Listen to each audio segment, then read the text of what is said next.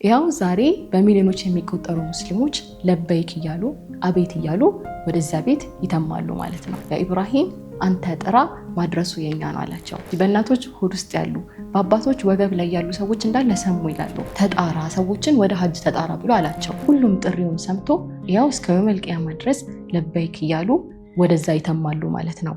ለበይክ አላሁመ ለበይክ ለበይከ ላ ሸሪከ ለከ ለበይክ ኢነል ሐምደ ሰላም አለይኩም ወራህመቱላሂ ወበረካቱ።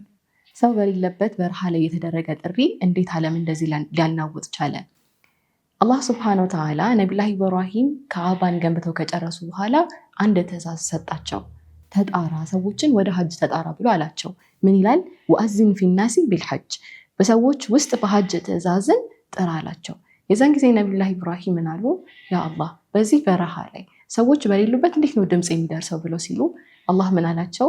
ያ ኢብራሂም አንተ ጥራ ማድረሱ የኛ ነው አላቸው። ነቢዩላህ ኢብራሂም ወጥተው መጣራት ጀመሩ። ምን ይላሉ? ተራራዎች ከፍታቸውን ዝቅ አደረጉ። በእናቶች ሆድ ውስጥ ያሉ በአባቶች ወገብ ላይ ያሉ ሰዎች እንዳለ ሰሙ ይላሉ። ከዛ አላህ ያንን አያ ሲቀጥል ምን ይላል? ያቱከ ሪጃለን ወዐላ ኩሊ ዳሚሪን ያእቲነ ሚን ኩሊ ፈጅን ዐሚቅ ይላቸዋል። እግረኞች ከየሩቅ መንገድ በሚመጡ ከሲታ ገመሎች ሁሉ ላይ ሆነው ይመጡልሃል ብሎ አላቸው ማለት ነው። አላህም እንዳለው ምላሹ ከከተሞች፣ ከበረሃ፣ ከገጠር፣ ከምስራቅ፣ ከምዕራብ፣ ከሰሜን፣ ከደቡብ ሁሉም ጥሪውን ሰምቶ ያው እስከ የውመል ቂያማ ድረስ ለበይክ እያሉ ወደዛ ይተማሉ ማለት ነው።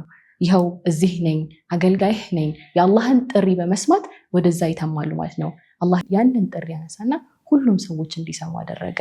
ያው ዛሬ በሚሊዮኖች የሚቆጠሩ ሙስሊሞች ለበይክ እያሉ አቤት እያሉ ወደዛ ቤት ይተማሉ ማለት ነው።